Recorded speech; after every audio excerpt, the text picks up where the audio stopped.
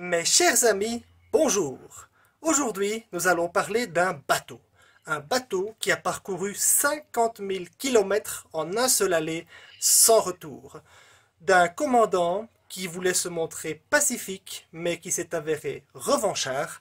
D'un équipage qui s'est mutiné et d'une île perdue au milieu du Pacifique Sud. C'est parti!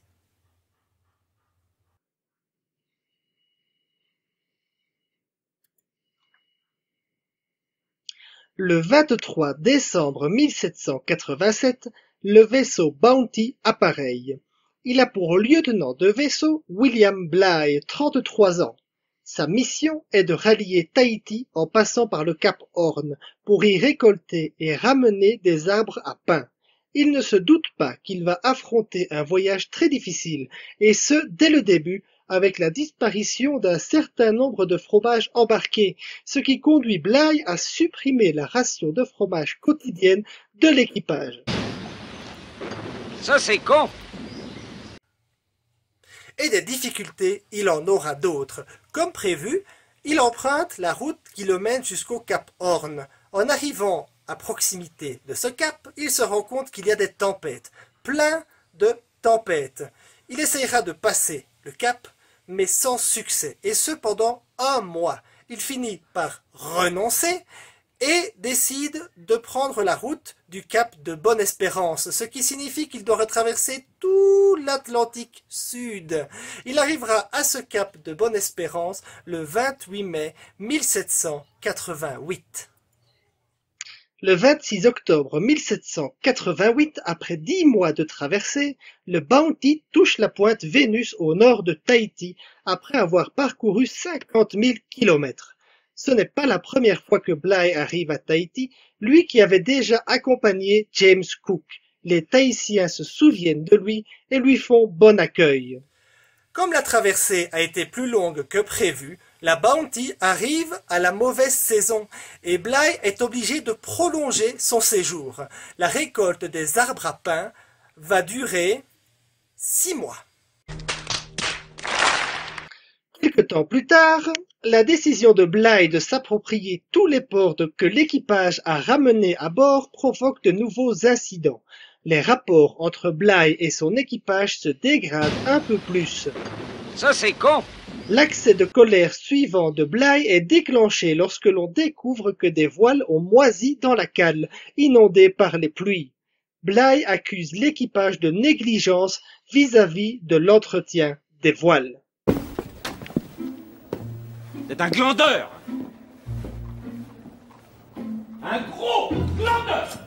Les hommes sont démoralisés par toutes ces injustices. Je vous raconte tout ça pour que vous cerniez bien toutes les raisons qu'avait l'équipage de se mutiner.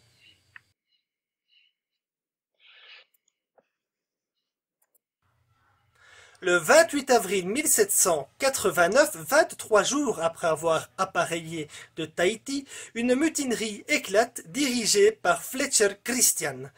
Il est entouré de 11 hommes et parvient à prendre le contrôle du navire, ce qui pousse Bligh et l'autre partie de l'équipage à s'embarquer dans un canot et à aller à la dérive. Cette dérive durera 41 jours. Ils parcourront 6200 km et ce en ne perdant que un seul homme. Comme nous le verrons, ce sera vraiment pas de bol pour Fletcher et une partie des mutins. Bien notre veine. Je peux t'offrir un verre? Quant aux mutins, après avoir passé 3 mois à essayer de s'installer à l'île de Tubuai, ils décident de rentrer à Tahiti où ils laissent une partie de l'équipage.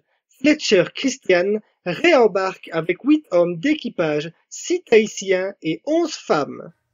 Ils trouveront refuge à l'île Pitcairn, une île qui est connue, mais qui est encore mal répertoriée. Ils finiront par brûler leur navire le 23 janvier 1790. C'est une date qui est encore commémorée de nos jours par les habitants actuels de l'île. Au fil du temps, ils vont commencer à massacrer les Tahitiens mâles qui avaient embarqué avec eux, puis un des mutins ayant fabriqué un alambic de fortune, ils se mettent à fabriquer leur propre alcool, et c'est à partir de là qu'ils commencent petit à petit à s'entretuer.